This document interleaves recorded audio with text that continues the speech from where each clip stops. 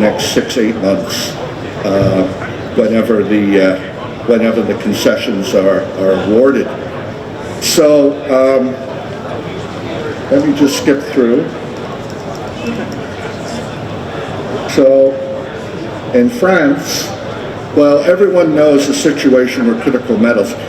In Europe, the European Union out of Brussels just last week announced they're looking for projects to fund. They want to fund them, partially fund them anyway, things that are near-term production for critical metals in Europe. And they announced the second round of financing, second round. And you scratch your head and you say, well, why is this a second round? And it's because in the first round they had almost no applicants. Because there's not much in the way of critical metals within Europe.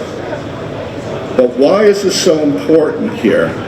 It's so important because the Chinese have cut off the source of antimony. And antimony is it doesn't have a lot of uses, but one of the uses is in artillery shells. And if you're going to defend the Ukraine, you need artillery shells. And right now, all of the American production is being bought by the U.S. Department of Defense. So there's nothing coming to Europe. There are no European producers of antimony at all. France was a major producer in the past, we're talking about 50 years ago, and could be a major producer again from the northern part of France, from the Brittany area. So we're looking, you can't even see it, but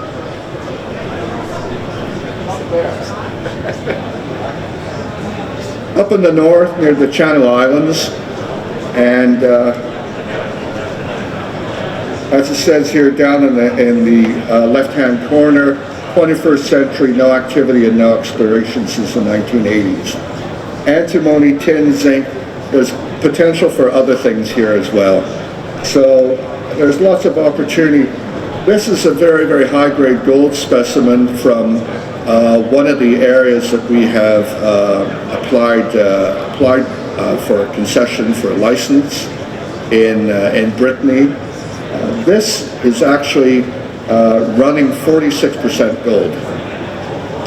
And here's another piece that came out of the Natural History Museum in Paris. This weighs 3.5 kilos. 1 kilo of it is in gold. And last week, this got stolen out of the museum. The entire gold collection in the Natural History Museum in Paris was stolen, 800,000 euros worth. Somebody was in there and they managed to bypass the alarm system, and they got into the case with an angle grinder and stole this. It's gone. So this is actually my piece. I bought it. It's potentially from an old collection. I don't know exactly where the origin of it. I know where it came from, and it came from the area that we've applied for on our concession. I might have the largest piece now. So this has got about half a kilo of gold in it. And this is just showing one of our areas, and you can see there's presence here of tungsten, of tin, of gold, all kinds of stuff here. Very, very prospective. If this was in Canada or Sweden or anywhere else, you would be certainly be giving it a very, very hard look. I'm watching the time here because I'm going to run out of time. This is the Corsican project. This is a beach that's made up of waste from an asbestos mine. You can see the asbestos mine in the far distance up on the hill. What they did, they threw the waste into the Mediterranean. It made its way over time, 6 kilometers with the currents, was broken up, and all these black lines you see here,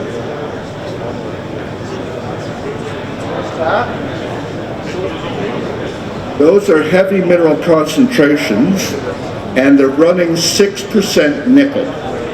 6% nickel on the beach. It also goes through this beach vertically and horizontally, and then out into the water for another 600 meters.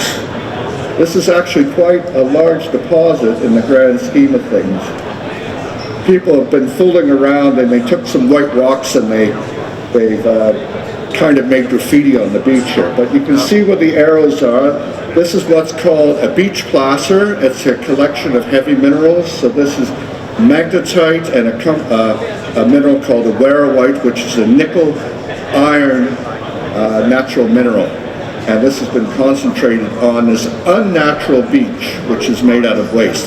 There's no asbestos left here. The asbestos long ago dissolved in the seawater, and it's left us behind. This is a real treasure. This is what the stuff looks like. You can pan it in a gold, got up. You can pan it in a gold pan. You see the silvery stuff here. This assayed 50.1% nickel, which is extraordinary. The laboratory, when I sent it to them and they assayed it, they said, we have never seen any material that had this high a grade, natural material. So I'm going to shut it off there, because I have to. Come by our booth, Aurania Resources, if you've got any questions. The future has been bleak, but it will not continue that way. And we've got a lot of life in us still yet, and a lot of new possibility. Thank you for your attention. Thank you so much.